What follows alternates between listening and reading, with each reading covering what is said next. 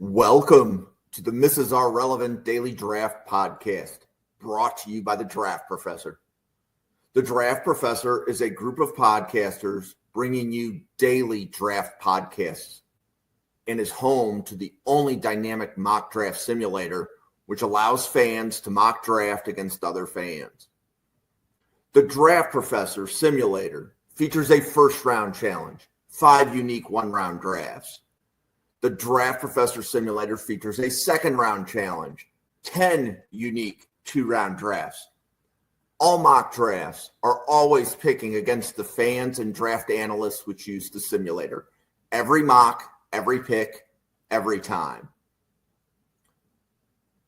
The Draft Professor also features ranked players functionality, where you can rank your favorite players at every position. Optionally, you can add tiers to your rankings to show what round you have the players graded in. The Draft Professor also features Draft a Team functionality, which allows users to snake draft a team of 22 players to demonstrate your my guys, compare player strengths, and discuss draft prospects in a way no other mock draft simulator can. Thank you for tuning in to the Mrs. R Relevant Daily Draft Podcast. This episode will begin shortly. Hey, well, welcome to this late night edition of the Mrs. R Relevant Podcast. And I guess it's late night for me because I'm on the East Coast, but like Parker, you just like finished dinner, right? Yeah, no, I actually pushed it back a little bit. We're just watching a movie, hanging out, just waiting for it to start. I'm ready to rock and roll. Cool. Drew, how are you doing today? Pretty great. Just got done grinding some Caleb Johnson film. Just got that scouting report posted, so I'm ready to go. What a watch. Yeah, Drew is chomping at the bit to do a running back episode now. How can you not be with this running back class? How can you not be? Cool. Well, we have something pretty unique today. We are going to talk about shadow teams, and like shadow teams is like Christmas for Parker. It's what I live for, man. I love the whole concept and like the different ways you're able to attack it, and it's everything. But I'll just get started, and I'll just run through kind of like what it is, how to get started in one, and then I'll just field questions because I don't necessarily know. I don't want to get too into the weeds without answering the high level questions. But essentially, a shadow team is just like my favorite way, at least, of not only like testing out my evaluation process and like how I see players and how my board lines up, but like just being able to keep up with prospects. Like I found myself after my first couple of years where like making boards where I'd like guys I'd have my guys, I'd have my sleepers, my gems. But then like 2 years later, I'm like, oh, I should like go back and check on these. Like, who did I like in this class? Maybe it's just my memory, but I was always going back and then trying to I don't want to run all 300, 250 names through, Google and look everybody up. Some of them are maybe out of the league. You never know what goes on. What team is everybody on? How are they doing? Are they getting any reps? And then it's kind of like, oh, okay. And then you move on and forget it instantly. But a shadow team, you go through and you actually, depending on how you do your draft, you can do it a lot of different ways again. But for me, I evaluate all my guys. I build my own personal big board using the methods that I think are effective. And then what you do is through the first few years, well, essentially what you're doing is just building an NFL roster. You're building a 53-man roster with a practice squad. And you're building it exclusively through the draft. So you're not like able to utilize free agency in the offseason. You're not going in and making trades for players. You're drafting guys, getting them on your roster, and then hoping that they pan out. And over time, as you get more players, you get players every year. You got to make cuts. You got to decide, who your starters are. It's as involved as you want it to be. And I'll go into more detail later about like how I kind of keep up with it in season. But yeah, that's kind of the premise is you're just building an NFL team from the draft, testing your draft skills. That's how I looked at it when I started. And then I just, again, like the added bonus of it just gives me a way to like, if I can like scoop up my guys or comparing guys to guys maybe I had higher than them over the years. This is just a great way to follow up with the guys that hopefully you liked because you drafted them and you had to compete against the real NFL drafts, which is where I'll start. So there's a bunch of different ways to set it up, but the way that I'm doing it is you get 2 picks per round of the real draft through your first 4 seasons. And so the kind of range of picks that you get to choose from, I guess, or I roll dice because it's out of 6 picks. So I roll a die for each of my pick ranges, and that tells me which pick I have in that range. And then I set up my board, and that's what I roll with. But, that range slides down every year through the first 4 years. So like the first year you have picks 1 through 6. So you roll your die or do your random number generator, and you pick a number 1 through 6 for that first pick. And that's where you land. And so I got the 5th pick. So the second worst option, one might say, for your starting draft, especially in that quarterback class was a couple years ago. So really would have liked an early pick because there was like the big 3. But anyway, then it's the next section of picks is another group of 6 picks. So you roll a die again, and you're picking that range. And so that slots you in the draft. And I know the number of picks per round vary, but so I just did, out of the first 6 picks of each round, I did the 5th pick. And then out of I think it's the next range was like 17 to 23 or whatever. I picked the whatever in that order per round. So you're not like picking out the back end of some of the longer rounds where you have like, the 40, 50 picks in a round with all the comp picks and whatnot. But anyway, that's how you kind of get your draft selection. And then what I'm doing is after the drafts, after my 14 selections, and let me know like if this gets too confusing to the two of you. Yeah, we don't have any charts. We didn't make any charts. So this is just going to be people listening to us. Yeah. So far what I've got is you're going to pick 2 picks per round, which means that your first year you get to draft 14 players. Yeah, through your first 4 draft cycles, you pick 14 players in the draft. And then what I'm doing with my team, and there's a ton of different ways people have done them so far, just because it's kind of niche, and so there wasn't really a set rule set. But I'm doing 8 UDFA, so I get my 14 picks, then 8 players, which, if you do math, is 22 players a season for your first 4 years, and that's 11 guys on each side of the ball if you split it that way, which I have not. But yeah, you get 22 guys a year essentially doing that method through your first 4 seasons. That's 8 guys over the first 4 drafts that you have. That's enough to sort through to get a 53-man roster. And I believe the NFL number is 16 for the practice squad. So total, I'm going to have 69 guys on my team, including practice squad and the 53. So that's just kind of how your roster construction goes. You pick those 14 guys in the draft, and you pick by following along with the draft. So I always like, my draft night party with me and my wife, the 2 of us watching together. And I'm usually at practice for the first half, but I go along, you follow along with the draft, and then when your pick is up, so when I had the 5th pick in my first year, the goal is to select your guy before the actual pick happens, at least in the first round or first 3 rounds if you're me. Just because those are a little easier to follow along with, and you obviously don't want to like spoil it and be like, oh, my guy's falling, I'll just wait until he goes and pick him, then say I just picked him. It's all the honor system, but if you're a purist like I am, you're following along, at least for the first couple of days, because day 3 gets long, and I just kind of go back through it. I start at the top, and I just watch it. I read it through until my pick, then I make my pick, then I keep reading. But anyway, that's how you draft. You just literally just following along. So if your player is available, obviously you can pick him. If he's been selected in the draft, you can't pick him. So you have to follow the actual draft. And that's why I kind of like that concept, because it's all about going through and, I would take this guy in this round, or I take this guy in that round. You get to see how realistic that is, because you get to go into a draft. Maybe you have a guy that you have a 3rd round grade on that you're hoping is kind of an end of day 2 steal, but then he goes in the first round. It's like, oh, well, you can't get that guy anymore. And so the fun conversations I run into every year is like, oh, I love that guy, and I wish, I could have had him on my team. And then, the rebuke is always, well, you didn't love him that much, or he'd be on your team because you would have selected him when he was available. So it's kind of always a fun way to reflect. But yeah, that's kind of like the premise of building your team. And then obviously I have a spreadsheet built out. So you put it in, you put your players in, and when you drafted him, that way you can always look back and say, oh, I took him. Like I took Ivan Pace in the 6th round. He was a UDFA.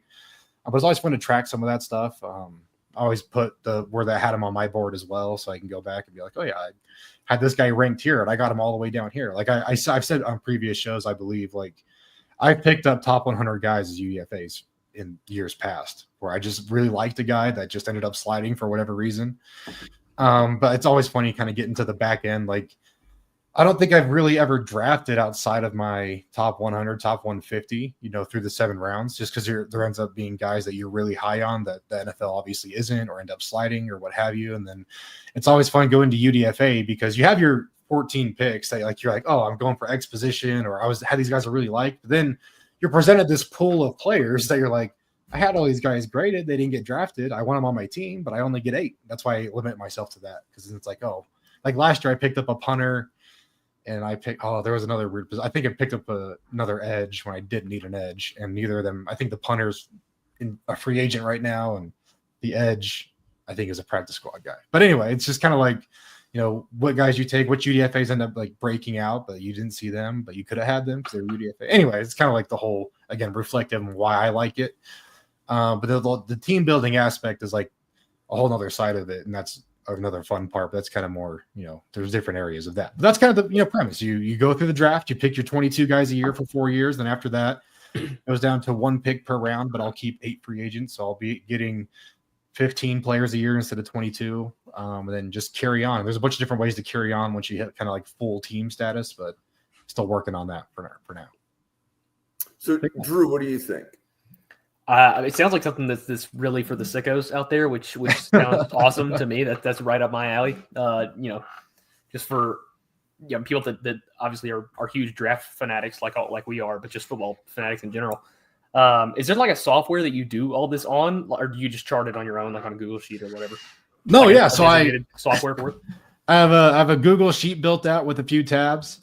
It's kind of fun because every year when I get into it, I'm like, oh, well, I want to add this piece, but if I add it now, I got to add it for previous year. So it's like every year it's kind of turns into its own mini project, which is fun. Mm-hmm. Kind of in that dead month of the summer when there's no sports going on. It's kind of fun to have like a little project to work on for me and look back at things and look ahead and whatnot. But so I have a sheet built out, like I said. So I have a section where it's all my draft. I call my draft cards, but it's just all my selections, what pick I selected them in which round and which year, who are my UDFAs. And I always keep my UDFAs in order that I added them. I don't know if it's just a thing for me, but it's always like I kind of like knowing like who are my high priority free agents, and then who are the guys I kind of picked up at the tail end, or I wanted to make sure made it on. But I keep those cards, and then I have a team. I can actually, let me see if I can share my screen and I'll show you my sheet.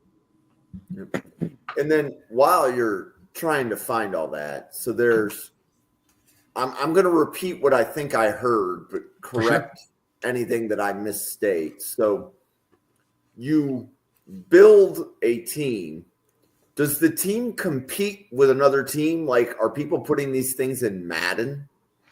So there's multiple ways to do it. So a lot of people, once they get through the first few years to pick their like draft position, they'll input their team into Madden, like make a team with them. And usually it's guys like are just like, oh, this team had the most amount of players that were on my team. It's the easiest transition, but there's a lot of ways. But anyway, they input all of their teams. So they take all the time to like replace all the players on the roster and whatnot and have all that happen.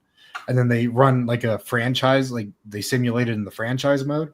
So it goes through a whole season. They don't play the games. They just simulate it to see how their team does. And so there's some guys whose like whole MO, and the reason they do it is to go win a Madden Super Bowl, because it's like, oh, hey, if I can make a Super Bowl winning team, and then, however they finish is a more realistic gauge of like, oh, this is where we'd pick. And then, they kind of go on and pick in that slot, or they'll take those teams, draft picks, whoever it might be. And then if they get traded or whatever, they have to stick by those trades. And there's a lot of fun things you can do from that. But they're kind of just living in the Madden realm. There's some guys that don't even really love watching prospects, but they like team building. And so they'll use like online boards or do stuff kind of like what Jim does as far as engaging with draft content creators and like figure out what players they like. And then they'll go add those players to their team in the draft, and then they'll sim. And like, there's a lot of like kind of, that's where it's like, you don't really have to be a sicko. You just have to like some aspect of this to invest the time that it takes, because you do have to do the draft. And then the Madden guys, they're building the roster, the draft evaluators, they're watching the film, like just kind of like pick where you want to allocate your time. But then there's also, I got added, not to cut you off, but just the other side of it that I've seen is there's a fantasy style league that we're in, a few of us that we're trying to grow. At least I'm trying to grow. It's super cool, and we score the teams every week. It's using PFF's all 22 fantasy model, where like as far as scoring and everything. So it's your PFF grade multiplied by like your positional value, and that gives you your score for the week, or player score for the week. that's kind of a better gauge for some people to be like, oh, that's how my player is doing in the real world, not like in Madden where it can get weird or some things might just happen. But that's kind of like the other side of it, where it's like the more using the PFF grades and such, or just, relying on Madden. But well, if we make a strong enough push to Woody Johnson, we could have a Shadow Team League, and then the winner of the Shadow Team League becomes GM of the Jets. Dude, I'm telling you, if there was just like a 1-year contract thing where I was like, hey, the winner just gets to GM it for a season and then see what happens. Hey, Jacksonville, it's a week away from the combine, and Jacksonville still does not have an active general manager. So, I mean, if they're looking at shadow teams, I mean, we got some talent. Just type it into the Twitter machine. Go find a GM. Exactly. Yeah. And Parker, you've partially answered what was going to be my next question, which was, does a shadow team compete with other teams? So you do have a way to score them and have a league. Yeah. And I know, like, offline many months ago, you had mentioned, okay, you were looking for a simulator to do it. And hey, oh, by the way, I have a draft simulator, but I would need to program it to do shadow teams. Right. Yeah, and that's where it gets kind of weird, because you can have the same player on multiple teams, because we try to leave it open. Like, everyone does their own draft. That way you're not competing against a bunch of different, like 100 different draft guys, or you're just right. competing like if you were a GM. And so it's funny to like go through some of the teams. Like, you see multiple teams with like a Lamar Jackson or a Joe Burrow because they got that pick, or there's a few with Caleb Williams now. And like the same thing goes with multiple other positions. Obviously, like you can tell who the draft community liked and then who was kind of like a true sleeper, and it's kind of funny that way. But yeah, it's that the weird, I guess you could say, part of it. It's not like normal fantasy football where you can have multiple teams with the same players, but it's just all about like, oh, obviously we all like that player, but then if that player busts, it's like, oh, you all missed on that player. But like, it's interesting, right? Because obviously I'm a software guy by day and then a draft guy by night, right? So all like the exclusive part of picking a player is something that's covered with like everything I do in my simulator. Meaning the developers ask me, if the player's picked, can another team pick it? For a shadow team, the answer is yes. When normally for like a mock draft, the answer is no. For draft a team, the answer is no. So it's just flipping what that switch is. And that's the unique part of like where the only time it matters is like the actual draft, but then like it's almost like the one draft position. It's not necessarily null and void because a player still goes there and gets removed from the board, but it's not necessarily, it's like that pick, you might be removing technically 2 people from the board because you're not going to draft your player again, but then another player could also go off the board. So it's like, I think that aspect would be tough, but like as far as like the mock drafts and stuff where it's like kind of the struggle with doing that, it's like hard to do a shadow team mock because you go into a draft simulator.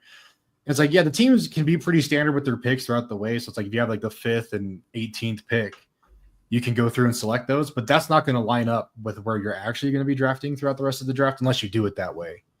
But that's where it's like kind of like that aspect would be nice too, to have a simulator where it's I can just input my picks and then have the simulator just go. And then that gives me a better gauge on how I'm picking instead of picking for 3 different teams or doing the trades and I literally, my sole goal for the shadow teamism right now is like, I want to get not only like doing like our Friday version where we can get 32 guys in and do a full mock draft, but I'd love to do like a like stereotypical fantasy draft and get like a board and do like a live event and have like, we all put our own picks on there and we all pick in the different draft slots. I think that'd be awesome. Like, I feel like the concepts you can do with it are crazy, but it's all that about sounds sick. Yeah, because it's not necessarily team specific anymore. It's your team, so it's like we can just put your name in draft slots, and hopefully the fantasy league gets big enough and we can pull that off. So Vlox, thanks for listening. I want you to put in 3 or 4 sentences into the chat for what you mean here, and while you're doing that, so again, Parker, I have a draft simulator, and we've briefly talked. Okay. So the first thing I would say is check out Fanatic mode on my simulator. My simulator works best from a PC. So if you have a tablet or you try it on mobile, may not be so good right now. The mobile part should be fixed next year, but try Fanatic mode. Here is my challenge. is getting the NFL draft order. Let me rephrase that. Getting the NFL draft picks into my simulator. Right? Because right now, every draft is simulated. I don't come in and say Abdul Carter went first overall to Tennessee. Like literally the day of the draft, I just delete the player database and import a new one. Like I'm not like I know like with some of the other simulators, you can go in and after day one, you can do a round 2 and 3 mock draft. Yeah. Okay, I don't worry about that with mine. Like I literally just delete the player database. I'm like, there's 2 or 3 days. Everybody can use somebody else's simulator. Right? That's just For sure. And then the second thing is that during the NFL draft, the draft order changes. Mhm. Right? Because there's more draft day trades. Right? So I won't like the amount of time it takes me to modify my draft order is not trivial. Right? So like that's usually for me to update a 7-round draft order. It's like a 2 to 4 hour investment of me. Mhm. So I have to be able to somehow wrap my head around, does the order, let me rephrase it, does the team the player went to matter? I don't think so. Well, I think as far as tracking your own personal draft, no, because Exactly. theoretically you really only care if they're available or not, and then where they're at. Yes. That was where I was going with that. Yeah. So I have to come up with a way to feed my simulator the draft order of the players so that fans could come in and do a shadow team. Because let's say, I'm going to say that there's 2 types of people that will make a shadow team. One type is going to be the hardcore people, and those people are the ones that are on the podcast. Right? That's the 3 of us and the people that are very similar to us that we know that are draft professors or really similar. And even if they're not draft professors, they're the Ryan Sparks of the world who pretty much just know what's going on, right? Mhm. But then to bring this to the masses, right? So like if I add it to the simulator, I'm bringing it to the masses. So the masses may not know who got taken in the 3rd round. Mhm. I'm just saying. They may know who their team took in round 1, but do they know who every team took in round 3? Well, that's the thing too, where it's like, I mean, the biggest pain for me is like I said, I try and do my best. I'm pretty good about following along through the first 3 rounds. But once it gets to day 3, it's like I'm like, oh, I'll just check. If I check throughout the day, or if like I'm watching it because I'm not doing anything, I'll follow along. But like usually it's like at the end of the night, I sit down and I'm like, okay, let's pull up NFL.com and pull up the draft results and then go name by name. And then not only do I check it off on their board, but I got to cross them out on my board. And I'm like back and forth. Like if I could just have something, not only to like just even store like my draft data, but just like be able to pull it up and be like, hey, time to do my day 3 draft. And then I just run through and without even like looking at anything, just burn through it. That'd make it so much nicer for sure. It's not necessarily about the team accuracy. I just want to get my draft done. Yeah. So like I can load. How could I do it? So if you guys talk for a second, I'm gonna go look for a second. Yeah, he's going down the rabbit hole. He's gone. Oh, he's locked in already. Yeah, I'm sure I cannot imagine the logistical nightmare of trying to get the NFL draft order into something like that. But as far as like the competition between the shadow teams, the PFF like all 22 fantasy thing you were talking about seems like a really good way to do it. I assume that's adjusted for like minimum snap counts and stuff, right? Yeah, so I can actually run through if I can find that sheet. Oh, there it is. So I can talk about value and then the snap counts, kind of the scoring principles, right? So with the positions first and foremost, so they're broken down like there's 10 positions, like standard positions per team, and obviously you can change about like the number of like D tackles you're using, or there's kind of a 11th flex player on each side of the ball.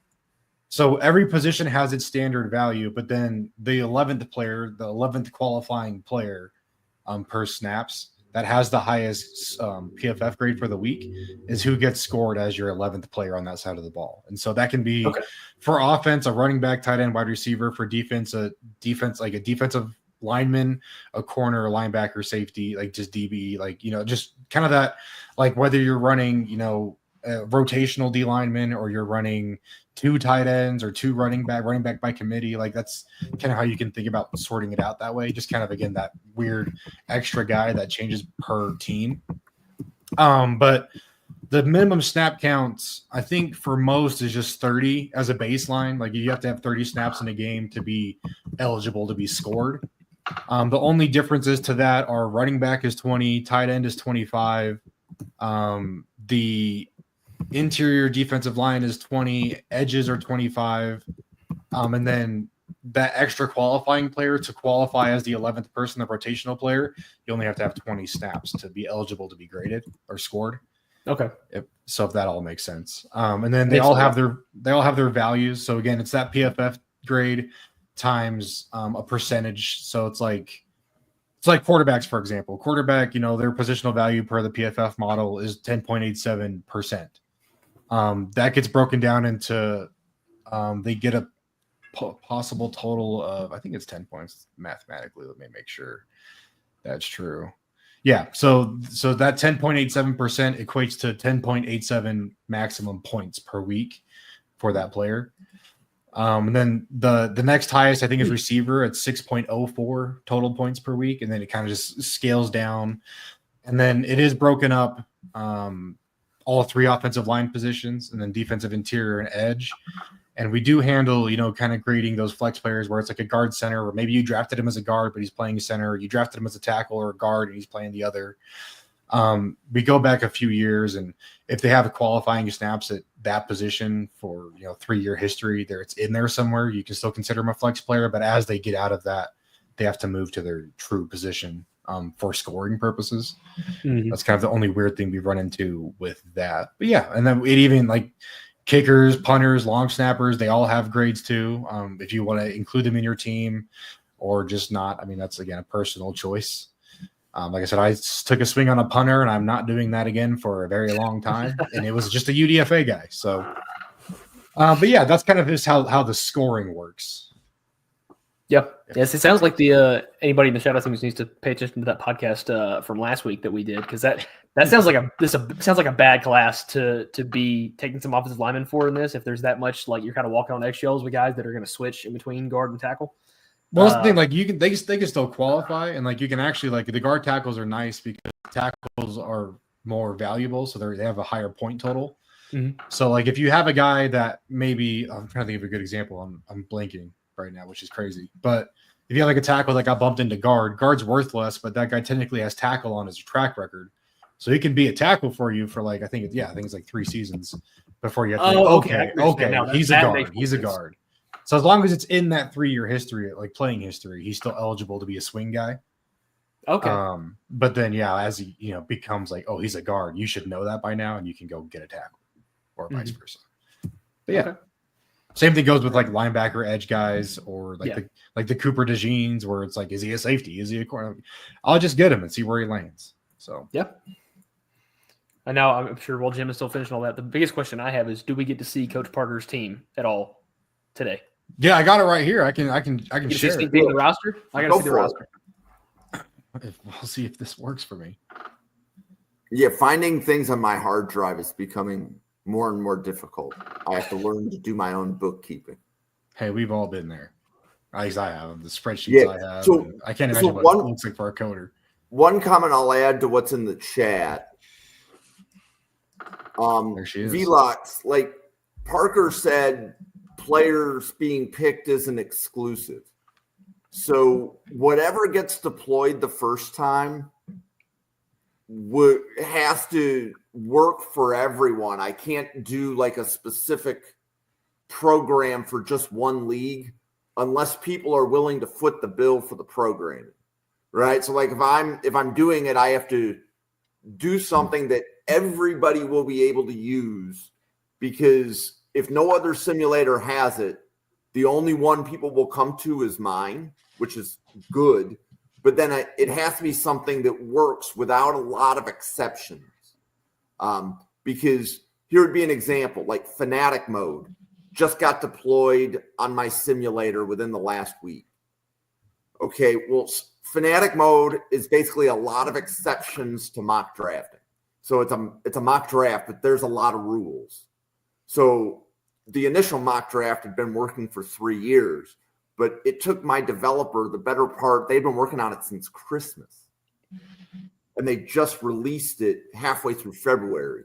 So basically it took my developer like 8 weeks to just deal with all the exceptions I was giving her. So anything I give my developers, it has to be, here's a set of rules and we're not going to deviate from these. And then if people are willing to use the simulator more, then I would expand to where, okay, if you want this special rule for your league, I'm willing to add some extra rules.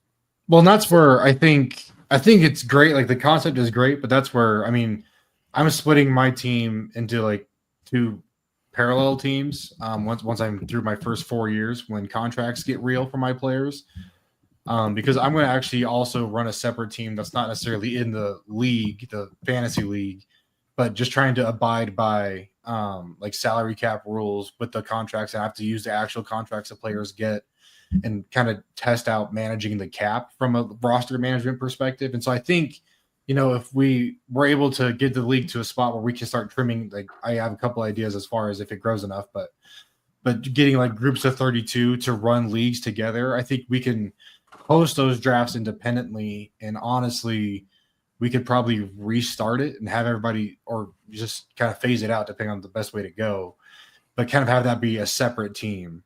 That way we can run like a 32 team where it's all independent, but people can still have their own, I don't want to take their shadow teams away from people that want to participate in like a stricter league like that, dynasty style. But like, I know at least me personally, I don't want to lose my team, like in like kind of the being able to take my guys in every round. So I think having the separate team for a more strict league, like dynasty league, would be really fun doing it that way. I think it would just kind of take some tinkering or adjusting, for those first couple years to get everybody kind of on the same page. I think a true fantasy format where you're having like a 32 team draft and everything like that, where you're kind of running your own mini NFL, would require kind of a more individualized team where it is more specific and every team has its own players. And maybe we can even work in free agency or trades into a league like that as well. That could be really fun down the road if we grow big enough. But I do love the idea. And I see your point, but that's kind of the pro and con to it. Yeah, and I found my file. It took me long enough, but I found my file. But yeah, there we go. Oh, I can almost read that. I don't know about the rest of the world. Let's do this. Let's get really in there, and then we'll just go section by section. Yeah, this is way better, and I'm. But you can see that I am in fact in QB purgatory. It is the running joke Michael of my Pratt, team. QB1. Took 2 swings last year. Big investment year for Parker. Is that Birmingham Stallion legend Sam Harton? It sure is. It sure is. I got the Stallion shirt on right here. Yeah, you do. Go Hartman. Pretty boy for the win. But yeah, so this is kind of my sheet. I keep everything in here, but this is just my team sheet. And like you saw, I'll zoom it back and we'll zoom it back in. But just so I can talk about what everything is first. So as you can see, so I keep my draft history on the left. And so the top box is my last year's draft. The one underneath it is the year before.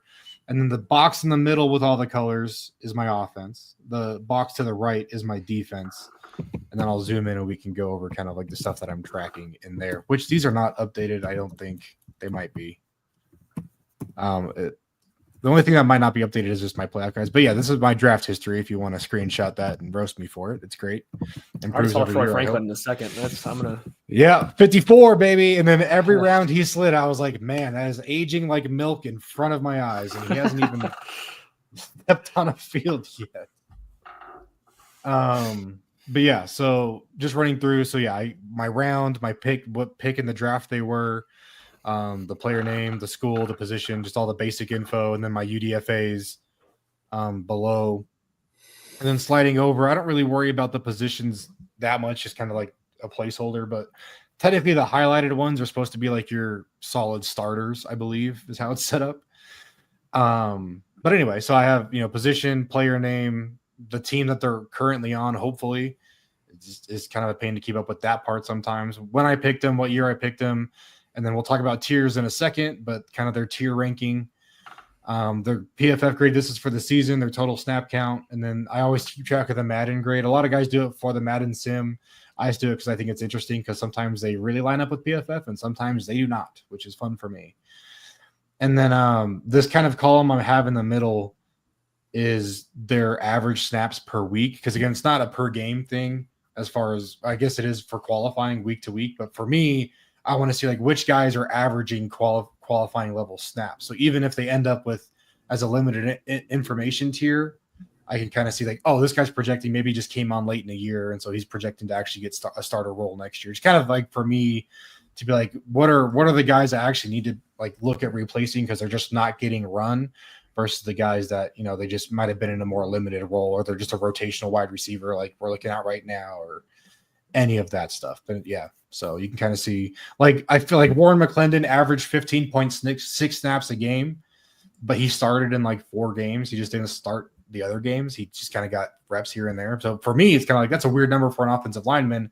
Maybe he's going to have a more expanded role next year. Maybe there was injuries, so look into that. But yeah, that's kind of the for a second. Yeah, please do.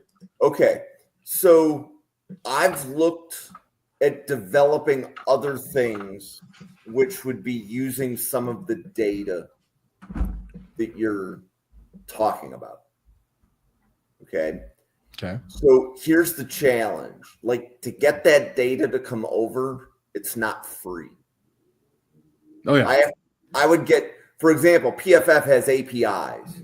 Mm-hmm. If you plug into the PFF API, I could pull the data into my site, but I have to pay for it. So the question is, does a simulator need to help you with the draft? Or does the simulator need to help you with the draft and the tracking of the team?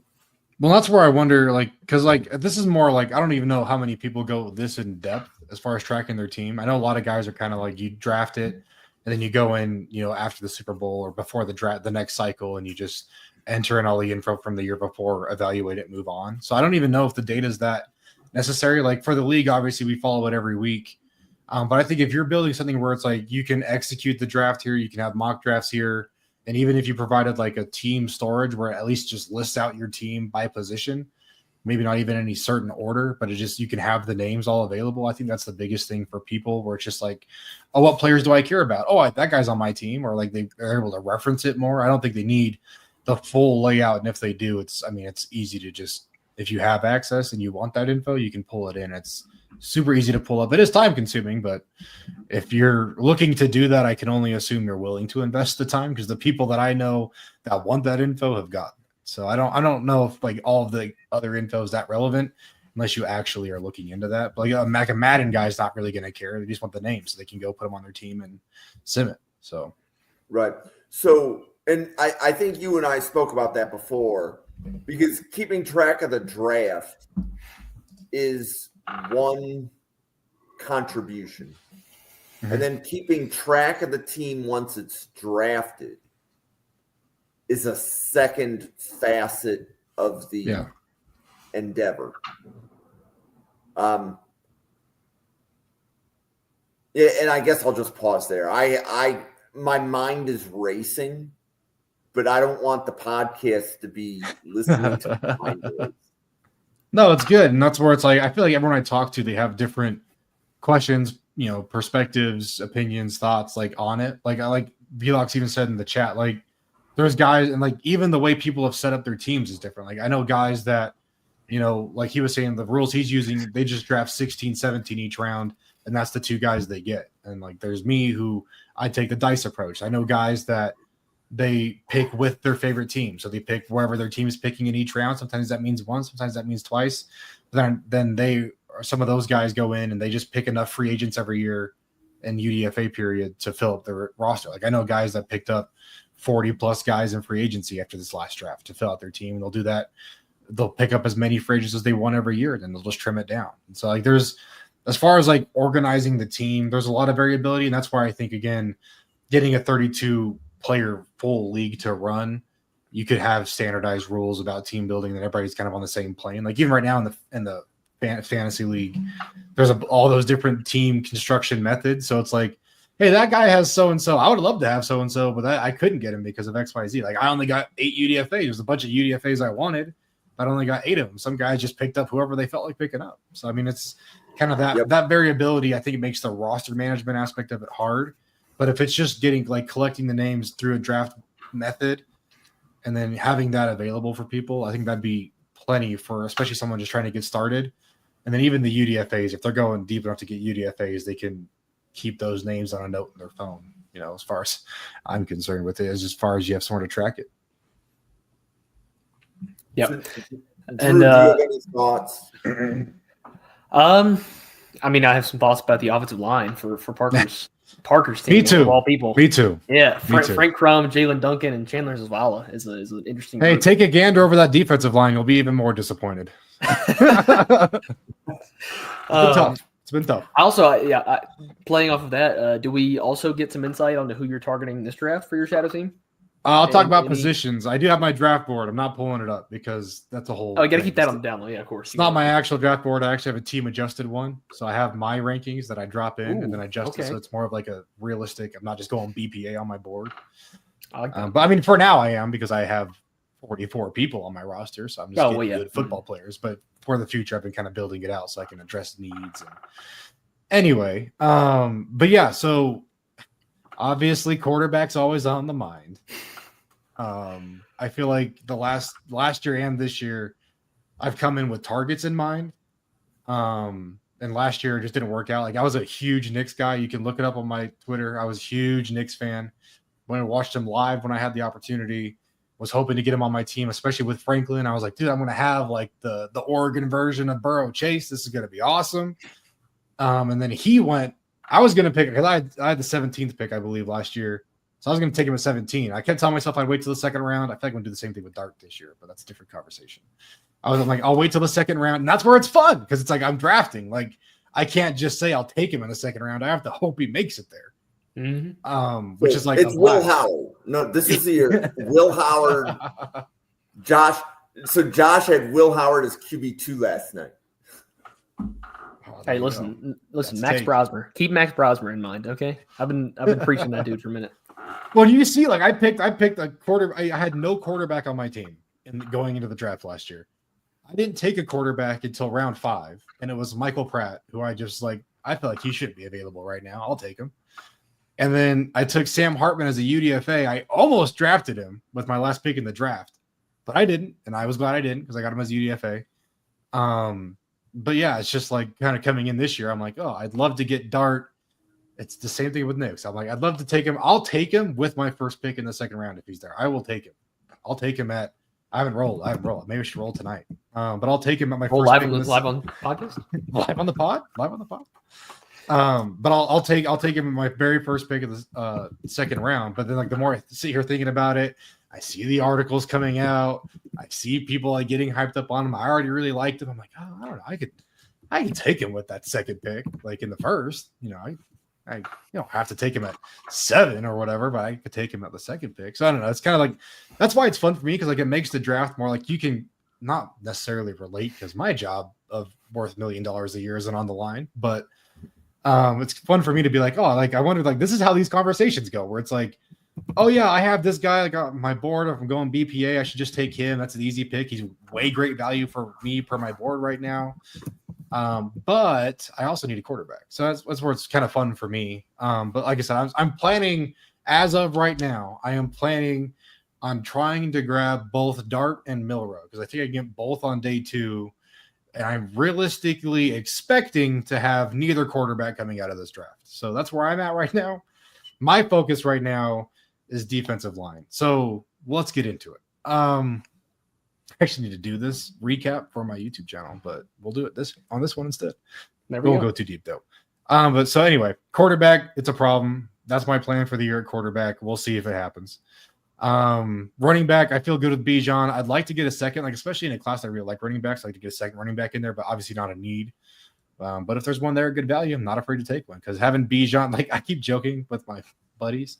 I'm like, oh, I'll just take Gene with my first pick, and then I'll have Bijan and Gene, and we'll just carry on with life. We don't. That's all we need. Yeah, you don't need to keep if they have a bye week, the other one will score. If they both play in the week, I get the best score. Like this is a win-win. Get some old school like Ricky and Ronnie Brown Wildcat going. Exactly. And then I'll go get like one of these massive blocking tight ends later in the draft, and we'll just call Jackson Hawes. Dude, I love it. Anyway. But then my receiver room, one of my least favorite positions in football, the wide receiver, is apparently one of my best positions in draft evaluation. So follow me for wide receiver takes. Don't actually do that. But as you can see, I've invested a lot. I have 2 first-round picks and a second-round pick. But it seems to work out. I mean, again, it's kind of playing the value game where I probably wouldn't have drafted this way, like for myself, like as a GM, which is kind of where it gets unrealistic. But I am trying to also win games in this league, which some people don't care about. It's not necessarily a competitive league, but I'm a competitive person and I'm trying to win football games. So needed some good receivers, and I like JSN. I like him as my slot guy. He's not my ex, even though it says that. I'd probably realistically with this team have Neighbors and Franklin on the outside and JSN in the slot. But yeah, so my wide receiver room solid. Jalen Coker was a really fun UDFA hit this year. Coker UDFA is huge. Great season. That's again one of those where it's just like, dude, I got that dude as a UDFA, and then coming in and checking his grade every week. This is awesome. And moving on, tight end rooms really just Tucker Kraft. I took a swing on Zach Kuntz, round 6. I was a big Zach Kuntz guy. I love him. I just like the upside, and I was sitting there in round 6 like I should probably get a tight end, so I got one. Because I only had Tucker Kraft at the time when he got picked second for the Packers. And so I was like, I have a number 2 tight end and no one else. I know he's a number 2 tight end. I might as well get another one. And look where we are now. But yeah, so Holker, Kraft, Kuntz, again, don't need a tight end. Probably could like some better production there. O-line's a problem. Bo Limmer hopefully keeps that starting spot because he is the only thing holding my O-line together. I don't like that I have Zavala on there because I didn't even like Chandler Zavala's tape. But the Dane Brugler hike, it was my first year doing my shadow team. And I was like, I don't like him. I don't see it. But everyone else seems to like him. Surely I'm missing something. I just threw him on my board. And that was like the first thing that really taught me, like, don't buy into draft type, be confidently wrong, because I'm now stuck with this guy, and I'm sorry if he's listening, but he can't stay healthy. He got replaced by free agents. It's not been a good run for him. But I have him on my team. I didn't really even love him as a prospect, so I bit the bullet on that one. But then I have guys, like Christian Mahogany, who didn't really get run until later on in the season with injuries. But I do think once the Lions start having some turnover in that room, he's going to move his way up. So I'm okay waiting on that one. I'm kind of in the same boat with Crum. I think he's going to find a spot on the Broncos. Just has to wait for some of these older guys to get out of there. Same spot with both the Browns guys, where again, I'm just like, that's a hard offensive line room to break into. So hopefully they make it. Jalen Duncan. This is why I always joke about you with Jalen Duncan, because I'm just like, oh, he could do it. He could do it, right? I like the pick. The value was there. I like the pick. It was. I took him at the 7th. Oh, anyway, but that's my offense. Small spot for both of us, I guess. Apparently, I'm a wide receiver guru, because I could get first rounders right. But yeah, and then Troy Franklin hurt, but it's okay because if you just flip Troy Franklin and Jalen Coker, you're fine. I mean, I'd take Coker for what he did last year in the second. I'm all for that. So anyway, but that's the offense. And then again, just kind of where I'm at. So as far as draft needs go on the offensive side, I'm just going for offensive linemen, and you know me, build for the quarterback, not around the quarterback. We're going to accumulate good football players, and if the quarterback we like falls to us, we'll pick him up. If he doesn't, we'll roll on to year 4 or year 3, season 3, with no quarterback. Yeah, but you see, your owner would fire you after 3 years. Hey, but we only have 44 players. So my mindset right now, we don't have to have a quarterback. I have to come out of next draft with an answer at quarterback, or I'm fired. That's like my mindset right now. I just have to come out of the total first 4, my 88 players. If I haven't bitten the bullet and just swung on a quarterback that hit through 88 players, then yes, I deserve to be fired, and hopefully we'll find another job. But that is my mindset. That's why I'm just being patient. through the first 2 years, I'm like, I kind of fell out of drafting range in year one. Last year didn't love anybody. This year don't love anybody. If my guy's there, I'll get him for sure. Maybe I'll end up reaching on him in my mind per my board value. But I'm not really worried because next year's also supposed to be a really loaded quarterback class. So I'm hoping between this year and next year, I can come out with a couple guys that'll at least make Sam Hartman not my QB2. But yeah. Okay. Yeah. Can I? Oh, did you have questions, Drew? I don't think so. I'm just poking fun at okay. Just on my trench options. Okay. So I have some questions about the rules. Hit me. Because when you're developing something or you're programming something, the developers want to know the rules. So I heard you at the beginning say it's 2 draft picks per round for the first 4 years. Mm-hmm. Did I hear that correct? Yes, sir. So there would be an input as to how many draft picks exist per round. Right. And the choices right now, I believe, are either 2 or 1. Right. Yeah, Meaning well, you get 2 that's picks where per all round depends, but... or 1. It's an honor system, but the user has to input that before they go into the draft. Well, that's where like I've always had like the mindset and how I approach it is where it's more about figure out what picks you have. Like go to Tankathon and figure out which picks you have. Just by counting. And then that's why like on this sheet, because this is just what I use to draft is just these boxes, but I input the pick number. And that way it's not like going through every time I do a mock and it's like, oh, okay, I'm looking for the 17th pick, or I know I have 2 picks in this round. Like it's just, I know what picks I have and I can input that and then make that available for me. Like when I've tried to program simulations in like Excel and stuff, Mm-hmm. that's what I've tried to do where it's like, take my input. And then when we get to that point of the draft, just pause, and that's where I go in, and then carry on until the next time I hit that input. That's relatively easy, actually, to program. Yeah, like that's the easy part. I'm still trying to get to the point where there's inputs before you hit the start draft button. Mm-hmm. Before you start the draft, what does the developer need to know? They need to know: are you picking twice per round or 1 time per round? Yeah. And are those the only 2 options, or is there the get rich quick scheme where if you need 53 players and there's 7 rounds, if you have 8 picks per round, you have a team after the first year? This is true. And there's also people that do, once you get through like the 2 picks per round phase, it's a lot of people have had trouble like keeping a team up with just X amount of guys per year, no free agency. So people have like implemented like comp pick formulas of like, oh, if your players do this well, then you can earn extra picks that way. Or again, there's teams that follow trade rules. So like if the team that has my pick in this round trades it, I lose my pick and I just get whatever compensation they got. And so they kind of like mirror it that way. That's where it gets a little funky. But again, where if you're standardizing it, then yes, I mean it's the 2 picks through the first whatever, and then the 1 pick after that. Okay. And we don't like, as the developer of the website, I don't care what you're doing next year. I only have to care about your as is draft now, because you're just going to take the guys that you draft and you're going to add them to your own spreadsheet. Yeah. But if you had something to help you draft, that could be a place where my site could come in and help. Yeah, like I've told multiple people, I'm like, if someone can put this together, like I don't know how big like the following is now. I think there's like 60 something people in the community that I built on X.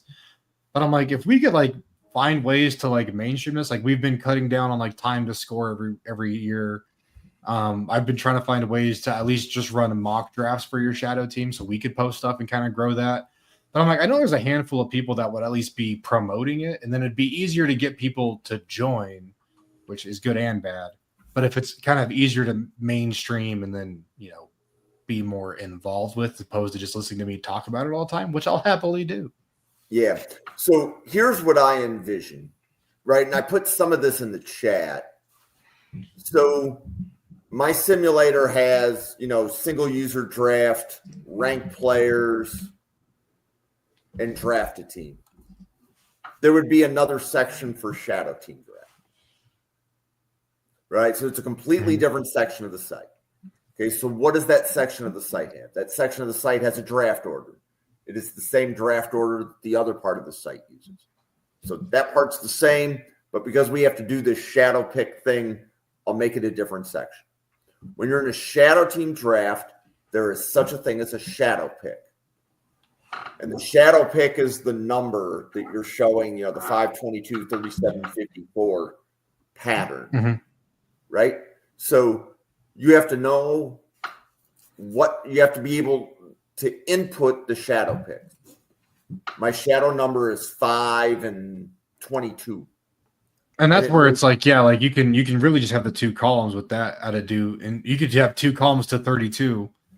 That, like, at least for me, I don't know. There's other people that do their drafts different ways, but like for me, you could just do it 1 through 32. I know my pick range. I roll my die, do my random number generator, and I could just pick the number out of 32 and theoretically in that range that I have selected. And then it could just, I don't know how easy that would be, but then it could just pick that number in each round. And that way it's like, oh, you have the 6th and 18th pick. You have the 8th and 25th pick in each round, whatever that number might be. And that way it's not like going through each round and trying to pick, again, kind of for that team or out of again, the rounds that get to like 50 picks. It's not like, you have the like recycles that number. You can just be out of the top 32.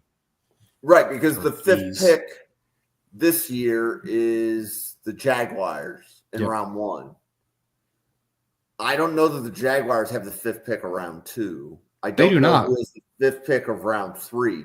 So the key is you're always getting the 5th pick of the round. Yeah. Right. And that's already in my database. Right. So like on the draft order I have to load, there's a, what selection number is it? 1 through 262. What round is it and what pick number in the round? So you're basically just saying that pick number in the round 5 is always the shadow pick. So the simulator makes a pick and then the user makes a shadow pick and then it jumps to number 6. Exactly. Right. That I conceptualize in my head, that seems really clear. Right? Where I was going was, well, will there ever be a time where a user is going to say, I want 4 picks in each round? Or are we saying the shadow team steering committee is saying your only 2 choices are 1 pick per round or 2 picks per round? Well, that's where, again, it's like, I think starting from a base level, it's easiest to go that 1 and 2. But then again, if it catches on and it's worth growing, that's where it's, I think entering in which picks you have would be an easier long-term system just because there's people that there's so many different ways to handle it. So that's where it gets a little complex. But at a base level, like people starting out, they only need the 2. And then once you get to year 5, if you're used to using the system, you switch it to 1. And that's a pretty easy transition. And then it would just be trying to figure out how to handle your extra picks if you have them. Like, I don't even know. I feel like I have to go comp pick because like kind of Velox is saying, a lot of people have figured out that you kind of need those, but I'd like to not. But then it's how do you combat that? And so I think for this to catch on, you don't want to make it so people have to get a full team in 4 years. This would be my advice to the shadow team community for this to catch on. You want people to be able to do it after 1 year. For sure. So there has to be a way to make sure that you get 22 legitimate players after year 1. And whatever convention, that group of 60, whatever people that you have, I would suggest for this to like get a hold, people have to be able to see success after year 1. Like the number of people that would want to keep continuing, if those were their quarterbacks, they would just give up. Well, that's the thing. It's all about like your intent with it. Like for me, it's all about growing it. Like I plan on it, doing it for a while. Cause like, even like if you're it's in the background, you just draft your players, you throw them in, you evaluate them after the year. Like you're not necessarily looking to compete week to week. But I've even talked to guys like Bill. I think I've convinced Bill to start one, but he's doing it more like expansion team style. And I think that's a quicker way to do it to get people involved, not only because like he's taken X amount of players within a certain criteria from each team, or that's what's available to him. And he's kind of drafting those guys first or picking those guys first to start his expansion team. And then he'll have his first like rookie draft. So it's almost like dynasty fantasy football style where you get to kind of blend current players and bring in rookies. But that's, again, it's more just about what you're going for. Like with me, like I don't care that it takes a while. I don't care that I don't have a quarterback, because the success that not necessarily that I'm looking for is just like, hey, are my first round picks hitting? Are my second round picks hitting? What of my later round picks are hitting and why? Like, is it my guys that I liked? Is it guys that I didn't even know of until they took off? Like, as far as like, it's all about your definitions of success. If you're trying to compete in the league, like in the league, we have it broken out where your first years are all in the same group. Then it's your years 2 and 3 that are all in the same group as far as, they're grouped up in the fantasy league. And then years 4 plus are all together because they have full teams. So once I liken it to high school where it's like you have your freshman year where you don't know what's going on. You have your sophomore and junior year where you feel like you're competitive, but you're not necessarily a big dog yet. And you got your varsity team where it's like the guys that have been doing it since 2012 or 2016 or whenever the oldest team started. And you have guys that are just in their 4th year, like trying to make it to the big leagues. That's where it gets more fun because it's like you see that mix. But again, it's all about what your goal is. Like my goal is not even necessarily to win in that league, though. That's like a secondary goal for me, where it's just I want my team to be good. I just want to see, like, is my draft process good? This is how I evaluate my draft process. It's more of a tool for me, not necessarily like a fantasy team. So again, it's kind of like whatever you're looking for. So I agree this is a good way for the draft people to figure out how well are they evaluating players, ranking players, and projecting them to the NFL. I don't like the idea of going to existing NFL rosters and then adding them to a shadow team, because you have the it's not guilty. It's you have hindsight working in your favor. Yeah. And that's why it's like I like the idea of like this is good. I'll add him to my team. But I like the idea of like the him, or Ricky expansion draft. I'm not going to add him because like the NFL, not the NFL, the NHL and the NBA already kind of have that structure in place, so you can kind of pull from that. Like it's happened, and I think everybody talks about like, what if there was a new NFL team? So like I like the concept, but kind of like Vlog said, like I'm trying to like have this. I always joke that it's my resume for when I apply for a GM job. I have my shadow team. I can show you my draft history. I'm not just a takes guy.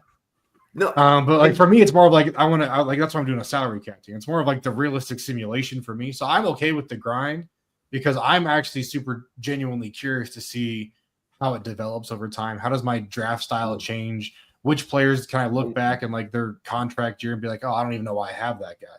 Yeah. So Parker, I want to like piggyback on that because I do think that this is a great way for the draft community to show that they know what they're doing.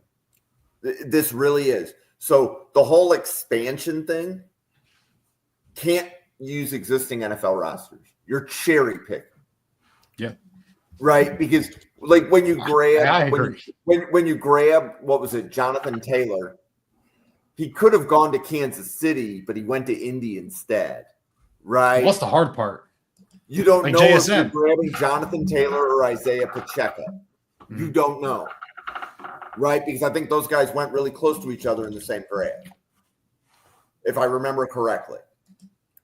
So you don't want to cherry pick and pick Taylor when in that draft, that was kind of a toss-up as to who was going to go to which team. No, I agree for sure.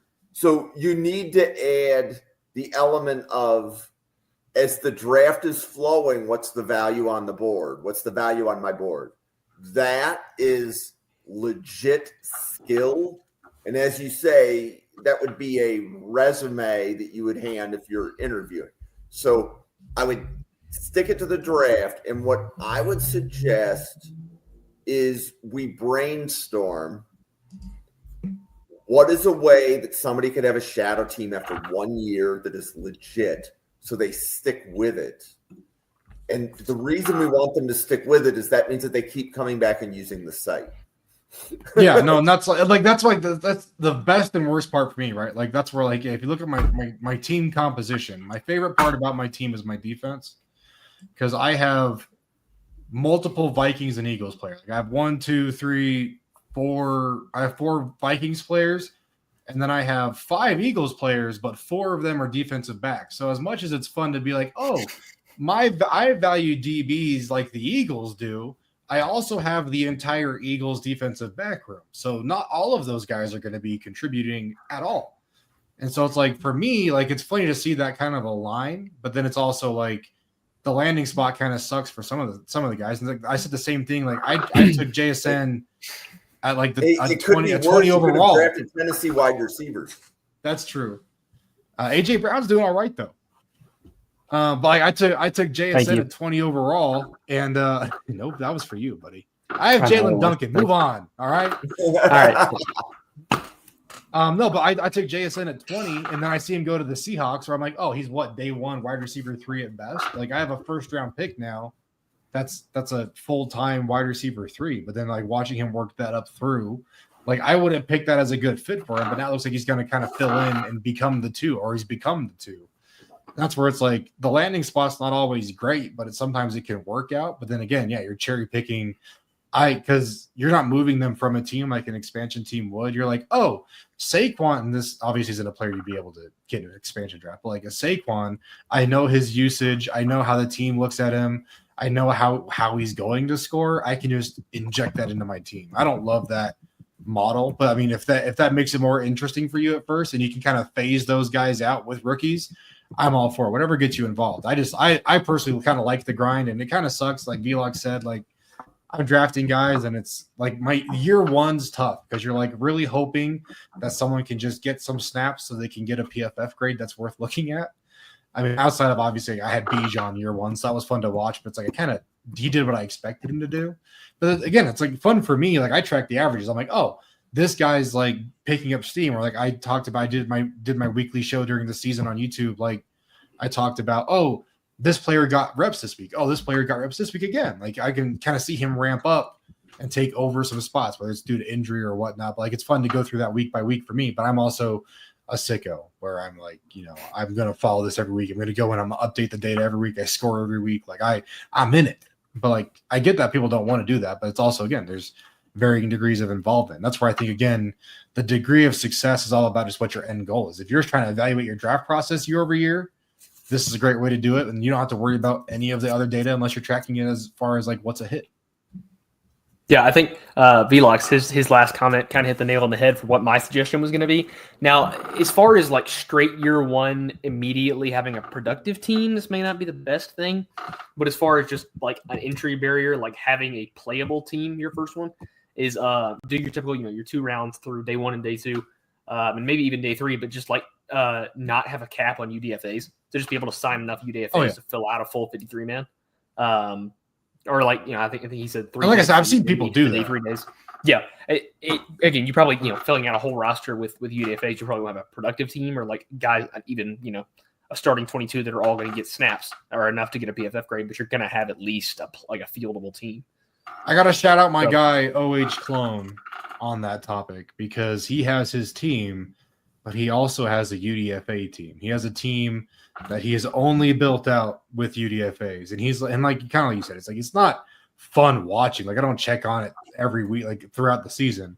But it's fun like recognizing names that are on that team and then coming in at the end of the year and just going through the list and being like, oh, so I have so and so. Oh, this guy I picked this guy up in UDFA, or like I have this guy as my starting cornerback on my UDFA team, but he's actually doing something. Like the Ivan Paces of the world, like Jalen Cokers are really fun for that team because it's like, oh wow, this guy's like doing something. So, but again, it's all about like he's just doing that for fun to see what happens with it and how he's evaluating the back end talent. And that's where I think, again, if you're trying to, like you said, if you're trying to get like a fieldable team, you can up your picks. I do think keeping it to 2 in the first 3 rounds is the best way. I feel like for sure if you're coming out with like 5 guys in each of those rounds or whatever, like some crazy number, that's just not as fun to compare your team to other teams because then it's like, I mean, if you're doing that, if you're just doing it for you, then go ahead. Like I don't care. But yeah, if you're doing that for like comparing it to other teams, you're like, oh well, I'm the best. But it's like you had 5 shots in the first round. Like I would hope that you hit at least a couple of those. You had 15 shots on the first 2 days. Like I'd hope you're bringing in a couple of those. But that's where again I love, ramp up your picks in the later rounds, open end your UDFAs. Like I'm all for that because that still shows that still like adds the challenge in my opinion of like you still have to hit on some late round guys, and if they slide, they slide. That's not on you. That's on the draft. So I'm all for it. But I just you got to limit the day 1 and 2 picks in my opinion. So I think the math that we were dealing with in the chat was very similar to what you just said. So you get 2 picks per round, right? Which is what you started the podcast with an hour ago. Yep. Right. And then rounds 3 through 7, you get 2 comp picks your first 3 years.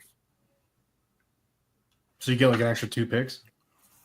Or you will get an extra 2 picks in rounds 3 through 7, which are also the comp pick rounds for the NFL. Yep. Right? Yep. And then that would give you 22 players at the end of year 1.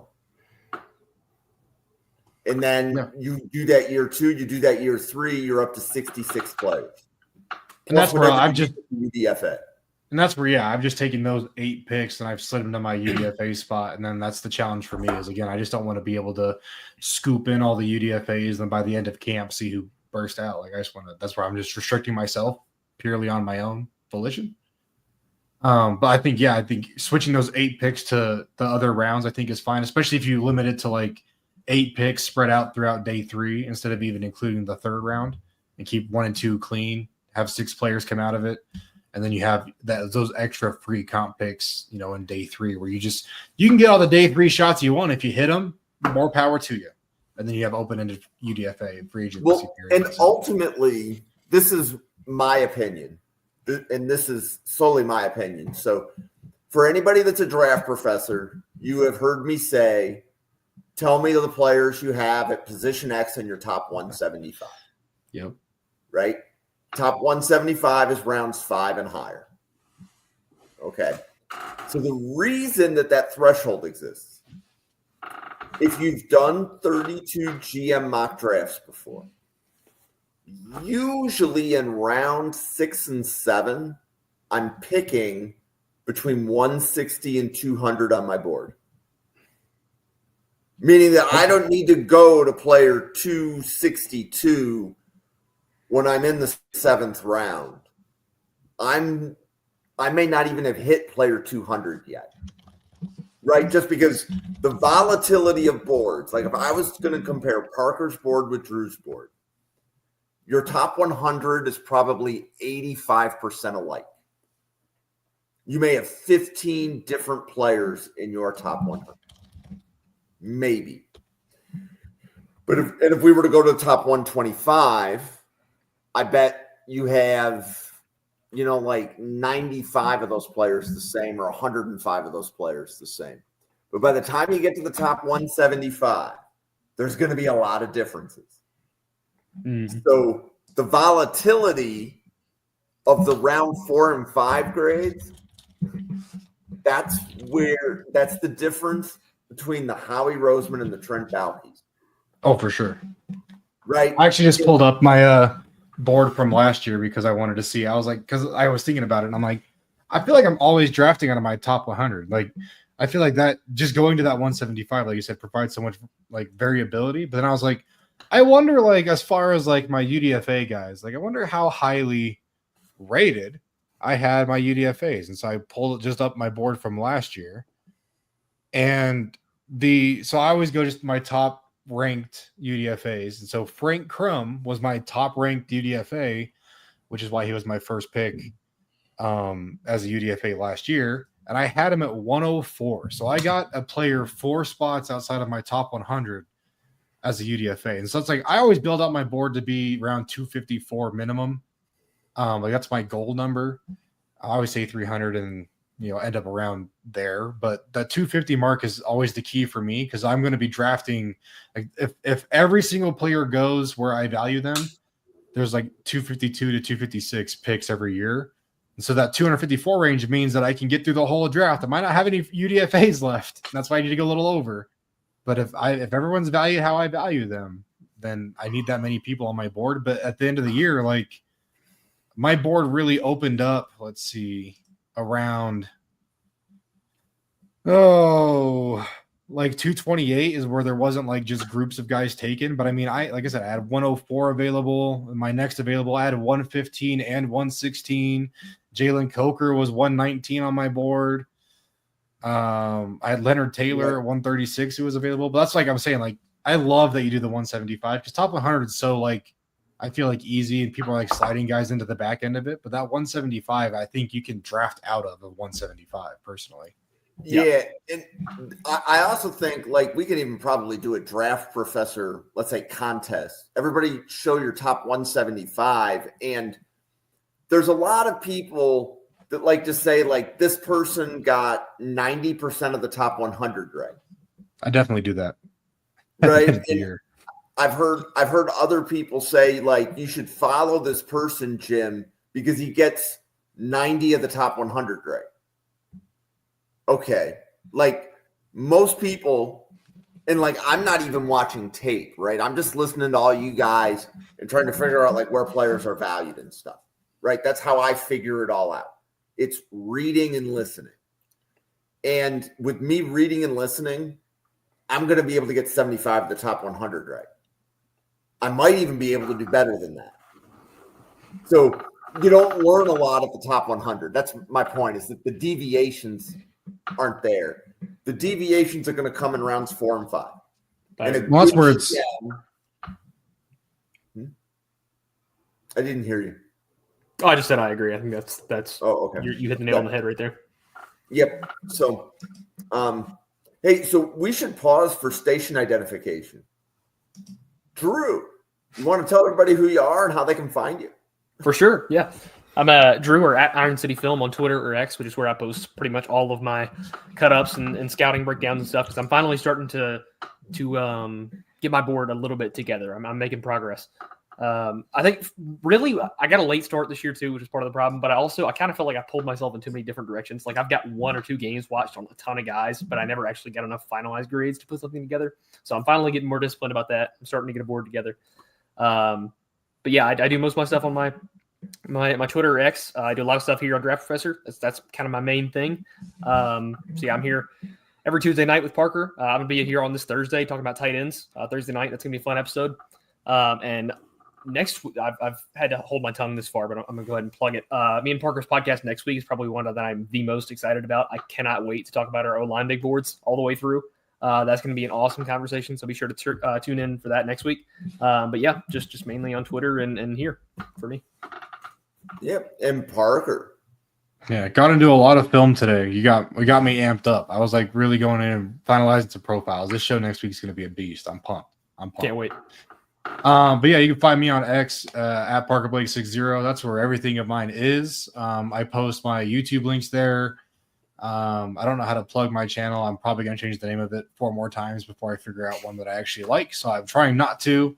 I'm on the Tic Tac machine, but I don't know how that works either. So just go find me on Twitter. Everything's there.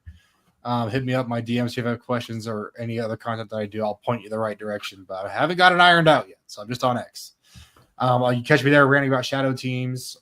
Since I have the stats in front of me, I'm trying to convert my X to more a draft focus. I was a Bengals guy for a while.